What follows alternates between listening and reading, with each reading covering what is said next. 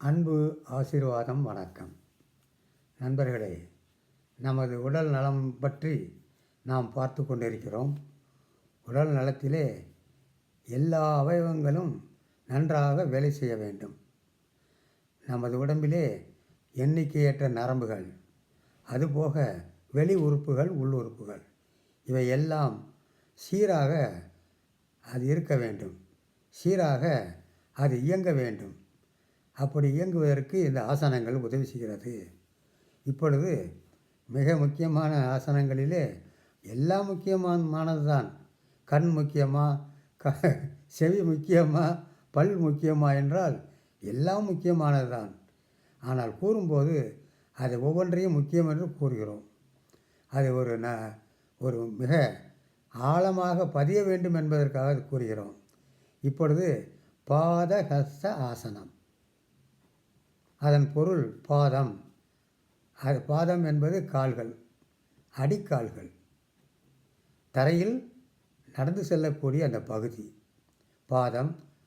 ஹஸ்தம் என்பது கைகள். இந்த பாதத்தையும் இந்த கைகளையும் ஒன்றாக இணைப்பது பாதஹஸ்த ஆசனம் என்று பொருள்படும். எனவே இதனுடைய முறை என்ன, இதனுடைய பயன் என்ன, இது எவ்வளவு செய்ய வேண்டும், யாரால் செய்ய வேண்டும், எப்படி செய்ய வேண்டும் என்பதுதான். இது மிக எளிதானது தான். எந்த சிரமமும் இல்லை. காலை நேரத்தில் அல்லது உச்சி நேரத்தில் அல்லது மாலை நேரத்தில் செய்யலாம். ஒரு விருப்பினை மீது நின்று கொண்டு நாம் கிழக்கு திசையை நோக்கி, காலை என்றால் கிழக்கு திசை, மாலை என்றால் மேற்கு திசை, அது உச்சி என்றால் அதுக்காக மேலே அண்ணாந்து பார்க்க வேண்டாம். சாதாரணமாக ஒரு கிழக்கு திசையை சாதாரண நிலையில் பார்த்தால் போதும். கிழக்கு திசையை பார்த்து கொண்டு இப்போ காலையில் செய்வதை பற்றி சொல்கிறேன்.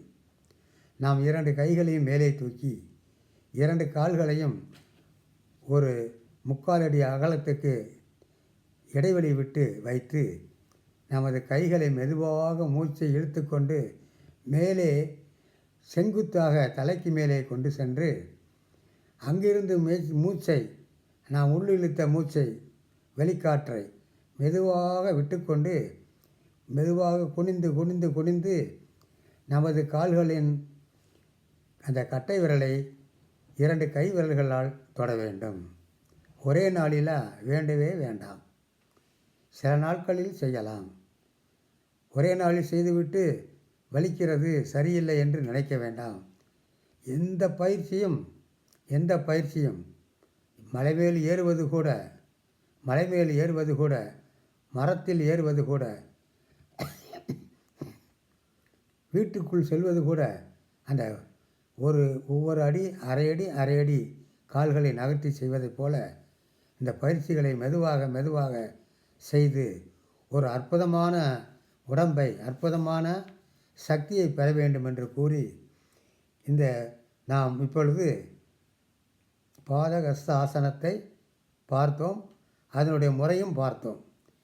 கைகளை மேலே தூக்கி 2 கால்களையும் 1 அடி அல்லது 3/4 அடி அகலத்துக்கு வைத்து மூச்சை இழுத்து மூச்சை அடக்கி மூச்சை விட்டுக்கொண்டே கைகளை கீழே கொண்டு வந்து நமது பாதத்தை தொட வேண்டும்.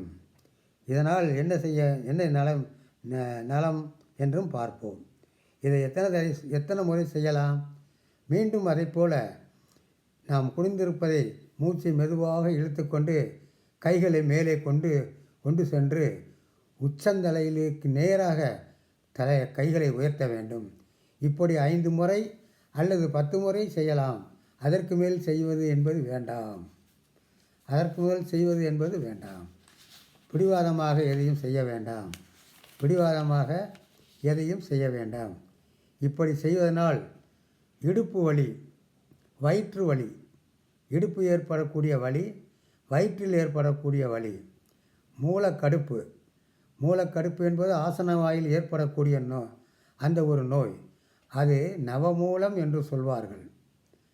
அது நவமூலம் என்றால் அந்த ஆசன வாயில் வெடிப்பு, அரிப்பு, கடுப்பு, இரத்தம் வருவது, வசன வாயில் சீல் வருவது, அல்லது வேறு விதமாக இரைச்சல் வருவது, ஆசன வாயில் அந்த அந்த துர்நீரும் அந்த மலம் வெளியே வருவதற்கு அதுவும் சிரமம் அவர் படுவது, இப்படி 9 விதமான நோய்களை இது தீர்க்கும். முக்கியமானது இது நமது வயிற்றில் உள்ள கழிவுப் பொருள் வெளியேறுவது முக்கியம். அதற்கு இந்த ஆசனம் மிக மிக முக்கியமாக பயன்படும். அத்துடன் உடலில் உள்ள அத்துணை நரம்புகளும் 4448 நரம்புகளும் பலம் பெறும். அத்துடன் நமது மலேரியா ஜுரம் அல்லது மலேரியா கட்டி என்பவை அந்த ஜுரத்தினால் இருந்தால் அது விலகும். மலேரியா ஜுரம் வராவிட்டால் வராமலே தடுத்து விடலாம் என்று கூறி, முக்கியமாக இரத்த சோகை அது முக்கியமானது. இரும்பு சக்தி இல்லை என்றால் அந்த இரத்த சோகை ஏற்படும். அது மிகுந்த அசதியை தரும். அது குணமாகும். அத்துடன் மாதவிடாய் சம்பந்தமான என்ன பிரச்சனைகள் இருந்தாலும் அந்த பிரச்சனையெல்லாம் பெண்களுக்கு நீங்கும் என்று கூறி, இந்த பலன்களை நீங்கள் பெற வேண்டும் என்று ஆவலுடன் நான் மிகுந்த அன்புடன் விடைபெறுகின்றேன். நன்றி, வணக்கம்.